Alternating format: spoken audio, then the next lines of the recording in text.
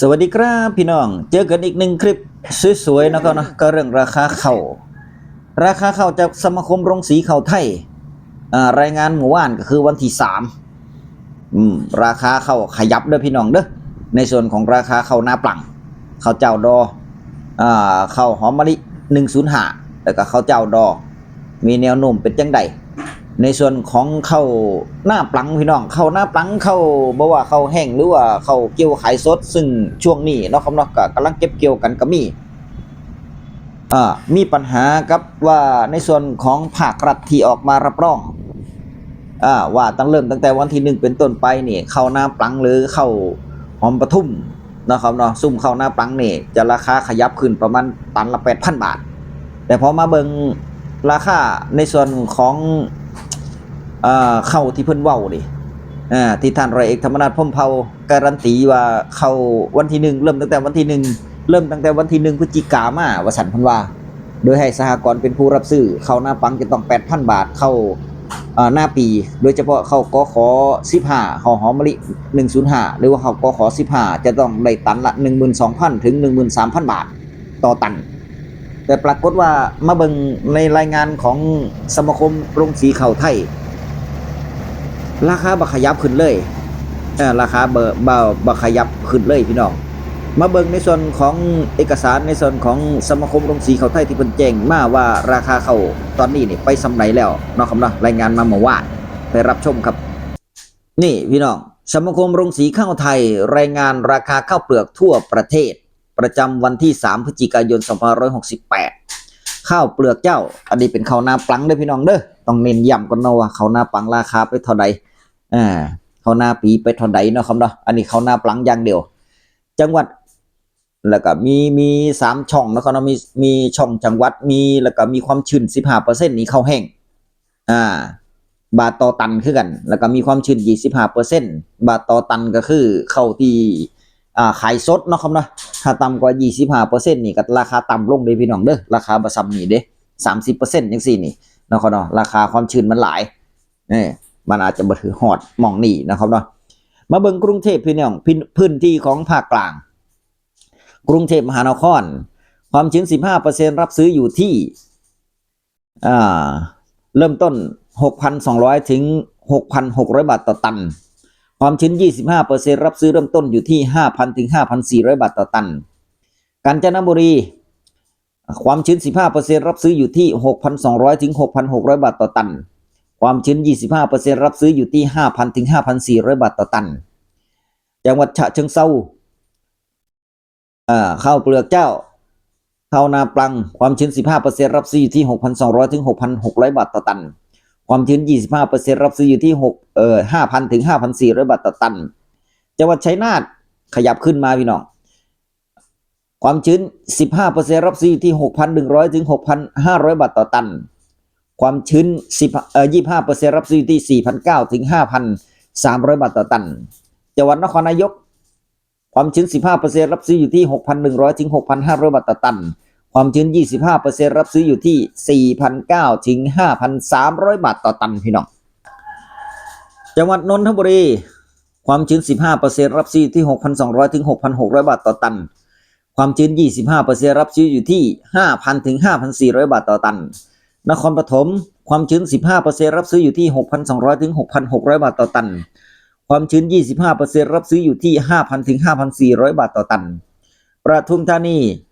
ความชื้น 15% รับซื้ออยู่ที่ 6,200 ถึง 6,600 บาทต่อตันความชื้น 25% รับซื้ออยู่ที่ 5,000 ถึง 5,400 บาทต่อตันจังหวัดเอารวมกันเลยเนาะพี่น้องเนาะจังหวัดตั้งแต่จังหวัดนนทบุรีนครปฐมปทุมธานีเพชรบุรีเพชรบุรีเอาถึงลพบุรีนะครับเนาะลพบุรีนี่ทั้งเบิด4จังหวัด5จังหวัดนี่พี่น้องเริ่มต้นความชื้น 15% รับซื้ออยู่ที่ 6,200 ถึง 6,600 บาทต่อตันความชื้น 25% รับซื้ออยู่ที่5,000 ถึง 5,400 บาทต่อตันนะครับเนาะอันนี้รวมกันเลยแต่จังหวัดสิงห์บุรีมาเบิ่งจังหวัดสิงห์บุรีความชื้น 15% รับซื้ออยู่ที่ 6,100 ถึง 6,500 บาทต่อตัน ความชื้น 25% รับซื้ออยู่ที่ 4,900 ถึง 5,300 บาทต่อตันราคาลดลงเนาะครับนะสิงห์บุรีนี่หน่อยกว่าหมู่สุพรรณบุรีความชื้น 15% รับซื้ออยู่ที่ 6,200 ถึง 6,600 บาทต่อตันความชื้น 25% รับซื้ออยู่ที่ 5,000 ถึง 5,400 บาทต่อตันราชบุรีความชื้น 15% รับซื้ออยู่ที่ 6,200 ถึง 6,600 บาทต่อตันความชื้น 25% รับซื้ออยู่ที่ 5,000 ถึง 5,400 บาทต่อตันอยุธยาราคาเข้าพุ่งเด้อพี่น้องเด้อราคาเข้าสูงขึ้นเนาะเขาขยับขึ้นมาตันละ100บาทก็คือความชื้น 15% รับซื้ออยู่ที่ 6,300 ถึง 6,700 บาทต่อตันสูงกว่าหมู่เด้อพี่น้องความชื้น 25% รับซื้ออยู่ที่ 5,100 ถึง 5,500 บาทต่อตันเอาไปขายอยุธยากันเข้าหน้าปังจังหวัดกำแพงเพชรความชื้น 15% รับซื้ออยู่ที่ 6,200 ถึง 6,600 บาทต่อตันความชื้น 25% รับซื้อที่ 5,000 ถึง 5,400 บาทต่อตันจังหวัดพิจิตรความชื้น 15% รับซื้อที่ 6,200 ถึง 6,600 บาทต่อตันความชื้น 25% รับซื้อที่ 5,000 ถึง 5,400 บาทต่อตันอันนี้ราคาข้าวเปลือกเจ้าหน้าปลังพี่น้องมาดูอีกพื้นที่นึงราคาสีเขียวก็คือราคาสูงนะครับเนาะจังหวัดนครสวรรค์พี่น้องความชื้น 15% นี่ 6,400 ถึง 6,800 บาทต่อตันเนี่ยนครสวรรค์สูงกว่าหมู่เด้อนครสวรรค์เนี่ยความชื้น 25% รับซื้อที่ 5,200 ถึง 5,600 บาทต่อตันอันนี้เพิ่มขึ้นมาตันละ200บาทเลยแตกต่างกันเลยนะครับเนาะพิษณุโลกรับซื้ออยู่ที่ความชื้น 15% 6,200 ถึง 6,600 บาทต่อตันความชื้น 25% รับซื้อที่ 5,000 ถึง 5,400 บาทต่อตันเพชรบูรณ์ความชื้น 15% รับซื้อที่ 6,400 ถึง 6,800 บาทต่อตันความชื้น 25% รับซื้อที่ 5,200 ถึง 5,600 บาทต่อตันนี่เพชรบูรณ์นี่ก็ถือว่าราคาสูงอยู่พี่น้องอุตรดิตถ์ความชื้น 15% รับซื้ออยู่ที่ 6,200 ถึง 6,600 บาทต่อตันความชื้น 25% รับซื้ออยู่ที่ 5,000 ถึง 5,400 บาทต่อตันนครศรีธรรมราชภาคใต้มีจังหวัดเดียวก็คือความชื้น 15% รับซื้อที่ 6,300 ถึง 6,700 บาทต่อตันความชื้น 25% รับซื้ออยู่ที่ 5,100 ถึง 5,500 บาทต่อตันนี่ราคาข้าวพี่น้องข้าวนาปลังข้าวเปลือกเจ้าเนาะครับเนาะทีนี้ตอนนี้นี่มีหลายจังหวัดที่เปิดรับซื้อข้าวเก่าพี่น้องโดยเฉพาะข้าวเปลือกเจ้าหอมมะลิ105ข้าวดอกมะลิ105เนาะครับเนาะปี67เด้อพี่น้องเนาะข้าวเก่าปี67นี่ราคายังดีอยู่เด้จังหวัดบุรีรัมย์รับซื้ออยู่ที่ 15,200 ถึง 15,600 บาทต่อตันจังหวัดนครราชสีมาหรือว่าโคราชรับซื้ออยู่ที่ 15,500 ถึง 16,000 บาท100 บาทต่อตัน16,000 บาทต่อตันจังหวัดร้อยเอ็ดรับซื้ออยู่ที่ 15,500 ถึง 16,000 บาทต่อตันจังหวัดขอนแก่นรับซื้ออยู่ที่ 15,100 ถึง 15,600 บาทต่อตันจังหวัดยะโสธรรับซื้ออยู่ที่ 15,800 บาทถึง 18,000ถึง 16,500 บาทต่อตันพี่น้องอุดรธานีรับซื้ออยู่ที่ 14,200 ถึง 6,200 พี่น้องอุบลราชธานีรับซื้ออยู่ที่ 15,500 ถึง 16,000 บาทศรีสะเกษรับซื้ออยู่ที่ 15,000 ถึง 16,600 บาทสุรินทร์รับซื้ออยู่ที่ 15,500 ถึง 16,800 บาทต่อตันอันนี้ข้าวแห้งเนาะครับเนาะ ทีนี้มาเบิ่งข้าวซื้อสดพี่น้องมาเบิ่งข้าวซื้อสดข้าวหอมมะลิตอนนี้เป็นข้าวเจ้าดอนะข้าวเจ้าดอกขอ15นี่ปี68ก็คือปีนี้เปิดแล้วลงสีแต่ละหม่องแต่ละบอนเปิดรับซื้อข้าวใหม่แล้วพี่น้องตามที่สมาคมโรงสีข้าวไทยแจ้งรายงานมาก็คือมีจังหวัดที่เปิดรับซื้อข้าวสดนี่มาเบิ่งแต่ละพื้นที่ว่าราคาไปเท่าใดนะครับนะบุรีรัมย์รับซื้ออยู่ที่ตันละ 11,500 เด้เนี่ยก็ยังแพงกว่าพญาการไป500เด้นะครับนะบ้านพญาการอำนาจเจริญนี่ตันละ 11,000 นครราชสีมา 11,200 ถึง 11,700ร้อยเอ็ด 11,000 ถึง 12,000นะร้อยเอ็ดคือบ่ซ้ำกันเห็นบ่แต่ละหม่องนะครับเนาะ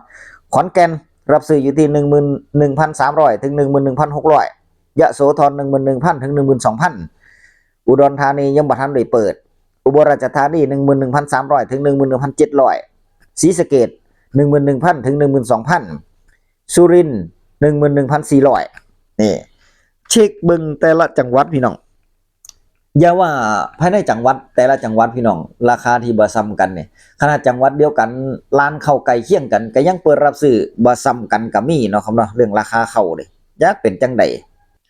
ทีนี้มาเบิ่งข้าวเหนียวก็ขอหกถ้าเป็นข้าวเก่าเนาะข้าวเก่านี่เปิดรับซื้ออยู่ที่ขอนแก่น 7,800 ถึง 8,400 เด้อุดรธานี 7,800 ถึง 8,500 นี่รับซื้อ2จังหวัดให้เอาไปเปรียบเทียบเอาเนาะถ้าใครจะขายข้าวเหนียวกระสอบ2กระสอบหรือว่าแสน2แสนจังซี่นี่ก็เอาไปเปรียบเทียบเอาว่าเพิ่นขายเท่าใดเนี่ยในส่วนของข้าวเปลือกเหนียวข้าวแห้งของปี67ข้าวเชียงใหม่สันปะตองพี่น้องรับซื้ออยู่ที่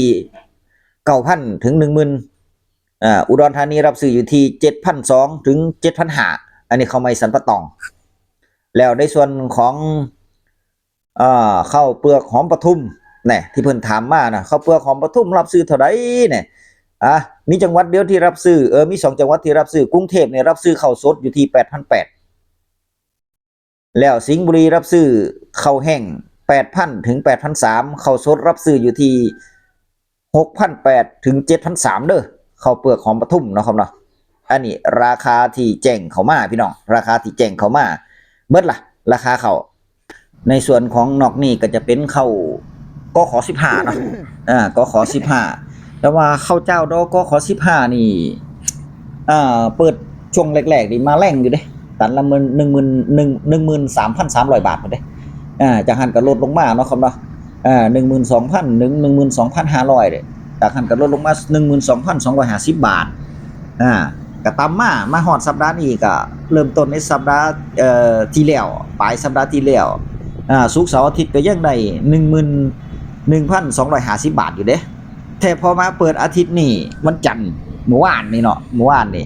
ได้กิโลละ11 บาทตามละ 11,000 ถ้วนแล้วราคาเข้านี่มันจะลดลงไปเรื่อยๆดิพี่น้องบ่แม่นมันจะขึ้นไปภายหน้าเด้ราคาเข้านี่ราคาเข้านี่มันจะลดลงไปเรื่อยๆเพราะฉะนั้นนี่ในส่วนของภาครัฐนี่ถ้าจะแก้ไขต้องแก้ให้เร็วเนาะครับนะในเรื่องของนายทุนนี่ตอนนี้รัฐบาลออกมาว่าจะให้สหกรณ์เป็นผู้รับซื้ออยู่ตันละ 12,000 ถึง 3,000 จังซี่นี่นายทุนก็บ่เอานำบัดนี้นายทุนรับซื้อซ้ำที่เพิ่นรับซื้อได้บัดนี้เพิ่นว่าธรรมนัสบอกว่าต้องมีคู่แข่งถ้าสหกรณ์เพิ่นรับซื้อตันละ 12,000พวกนายทุนพวกพ่อค้าลงสีก็จะซื้อราคาแข่งกันก็จะซื้อ 12,000 คือกันบัดนี้แต่ไปมาๆซื้อต่ำลงเอ้าจะเฮ็ดจังไดบัดนี้นี่พี่น้องปัญหาแบบนี้มันเป็นปัญหาที่เกษตรกรชาวนาเฮาเจอซุปีแล้วก็มีทุกปีชาวนาเดือดร้อนซุปีเรื่องการขายข้าวภาครัฐบาลเองก็พยายามที่จะแก้ซุปีคือกันแต่ว่าบ่เป็นผลนะครับนะยิ่งรัฐบาลชุดนี้อยู่แค่4 เดือนจะเฮ็ดได้ซำใดพี่น้องสั่งการยังไปก็บ่ค่อยศักดิ์สิทธิ์เท่าใดเนาะครับเนาะบ่ค่อยศักดิ์สิทธิ์เท่าใดนายทุนก็บ่เอานำนี่แหละเพราะว่ามันบ่จีรังอย่างดินมันบ่ยืดยาวเพิ่นซื้อ 12,000 ไปเกิด4 เดือนยุบสภามาบ่มีรัฐมนตรีบ่มีอีหยังแล้วราคาข้าวผันผวนราคาข้าวตกต่ำลงนายทุนก็เจ๊งบัดนี้มันก็จะแย่ไปตามๆกันเนาะครับเนาะภาวนาให้แก้ได้แล้วกันฝากไปถึงความหวังดีในส่วนของท่านร้อยเอกธรรมนัสพรหมเผ่าเนาะครับเนาะแก้ก็ต้องแก้ให้มันตรงจุดเรื่องของนายทุนเนาะครับเนาะออกกฎหมายมาเลยว่าให้ซื้อราคาซ้ำนี่ไปเลยนะมันจะได้ซื้อซ้ำกันเบิด